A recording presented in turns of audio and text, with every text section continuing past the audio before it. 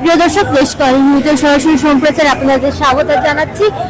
আমি আপনাদের সাথে আছি কামিনা ইসলাম। এই মুহূর্তে আমি অবস্থান করছি মসজিদে, যে মোড়টি আছে সেই মোড়ে। এখানে যারা হচ্ছে প্রবাসী যারা ইতালিয়ান ভিসা নিয়ে বিভিন্ন সমস্যা আছে, সেই ভোগান্তিতে আছে, সেই ভোগান্তি সমাধানের জন্যই তারা এখানে হচ্ছে মানববন্ধন করছে। আমরা তাদের সাথে কথা বলার চেষ্টা করবো, তাদের আসলে কি কি সমস্যার সম্মুখীন হতে হচ্ছে এবং আমরা আপনাদের সেটাই জানানোর চেষ্টা করব। আপনারা এখানে দাঁড়িয়েছেন মানববন্ধনের কি জন্য? আমরা 2023 সাল থেকে ইতালি ভিসা প্রত্যাশী। আমরা কাগজপত্র এম্বাসিতে সাবমিট করার পরে তখন থেকে বিভিন্ন ধরনের জটিলতার কারণ দেখিয়ে আজ পর্যন্ত একের পর এক সময় কালক্ষেপণ করে আমাদের ভিসা জটিলতা সমাধানে কোনো পদক্ষেপ নেয়নি।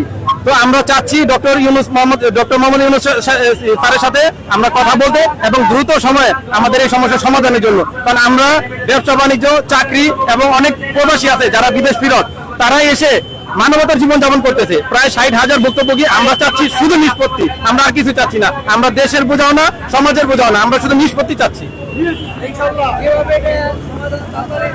আপনারা কি সমাধান চাচ্ছেন? আমরা চাচ্ছি সকল যারা এই জমা দিয়ে ভুক্তভোগী করেছে সবাইকে যে বিষয়টা দিয়ে তাদের কাগজপাতি অরিজিনাল আছে তাদেরকে বিষয় দেওয়া হোক, আর যাদের কাগজপাতি ফেক আছে তাদেরকে রিজেক্ট করে দেওয়া হোক।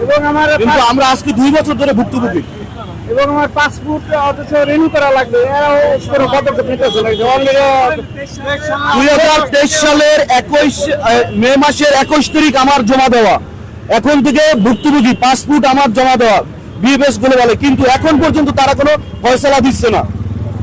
এখন আমি তাদেরকে ডক্টর ইউনূস স্যারের কাছে আবেদন করতে আছি যে আমাদের যারা ভুক্তভোগী আছে তাদেরকে যদি কাগজ যাদের অরিজিনাল আছে তাদেরকে ভিসা দিয়ে ইতালিতে পাঠাই দিক, আর যাদের ফেক আছে তাদেরকে রিজেক্ট করে দেব। কিন্তু তাদের ফেকের কারণে আমরা যাদের অরিজিনাল আছে তারা আমরা এখন ভুক্তভোগী। পারিবারিক ভাবে অনেক সমস্যার ভিতরে আমরা আছি। আমরা তো আমাদের পরিবার নিম্ন শ্রেণীর পরিবার, তাদের এখন মানুষের কাছ থেকে টাকা পয়সা আনা, তারা বারবার চাপ দিচ্ছে টাকা পয়সা চাওয়ার জন্য। এখন আমরা কোথায় যাব? এর তো একটা সমাধান দরকার। টাকা পয়সা না দিতে পারলে আমাদের আত্মহত্যা ছাড়া কোনো উপায় নাই। আমরা দ্রুত এর সমাধান চাই।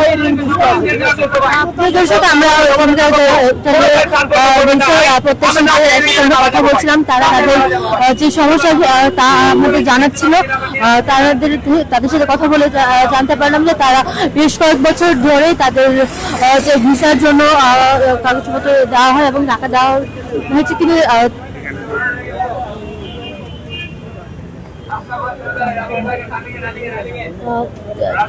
এই জন্য তারা যে আমাদের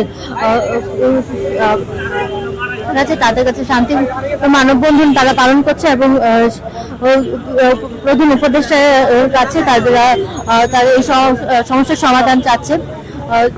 2023 সালের আগস্ট থেকে তারা আটকে আছে তারা এই ভুক্তভোগী হয়ে আসছেন। প্রিয় দর্শক, আমরা আরো কয়েকজনের সাথে কথা বলবো এবং তারা এখন এই মুহূর্তে তারা কি চাচ্ছে এবং কি পরিস্থিতি সেটাই আমরা জানার চেষ্টা করবো। আপনারা এখানে যে মানববন্ধন করছেন, জি জি জি, আমরা আজকের মানববন্ধন আমাদের উদ্দেশ্য একটাই, আমরা প্রধান উপদেষ্টা ডক্টর মোহাম্মদ ইউনূস স্যারের হস্তক্ষেপ চাচ্ছি, তার সাহায্য কামনা করছি। আমরা দীর্ঘ 2 বছর 2.5 বছর যাবৎ আমরা ভুগতেছি। আমরা এখানে যারা আছে সবাই ইতালি ভিসা প্রত্যাশী, ইতালির ভুক্তভোগী। আমরা 2 বছর 2.5 বছর যাবৎ আমরা সবাই ভুক্তভোগী। আমাদের পাসপোর্ট 2 বছর 2.5 বছর যাবৎ আমাদের ইতালি এম্বাসিতে আটকানো, আমাদের ভিসাও দিচ্ছে না, আমাদের কোনো এই বিষয়টা তো জানি আপনারা কি জন্য দাঁড়িয়েছেন। জি জি জি জি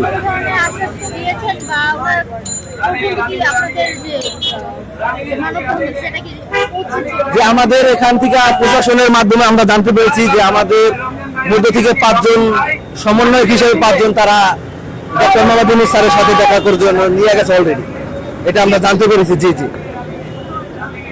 প্রিয় দর্শক আমরা এদের সাথে কথা বলে জানতে পারলাম যে এখান থেকে তাদের 5 জন প্রতিনিধি প্রধান উপদেষ্টার বাসভবনে গিয়েছেন এবং তাদের সাথে কথা বলে একটা সিদ্ধান্তে আসার চেষ্টা করবেন। এই ছিল এখনকার মতো পরিস্থিতি। পরবর্তী পরিস্থিতি জানার জন্য আমাদের দেশকাল নিউজের সাথে থাকবেন। আমি আপনাদের সাথে ছিলাম তাহমিনা ইসলাম। এই পরবর্তী নিউজ জানার জন্য আমরা আপনাদের জন্য ধন্যবাদ।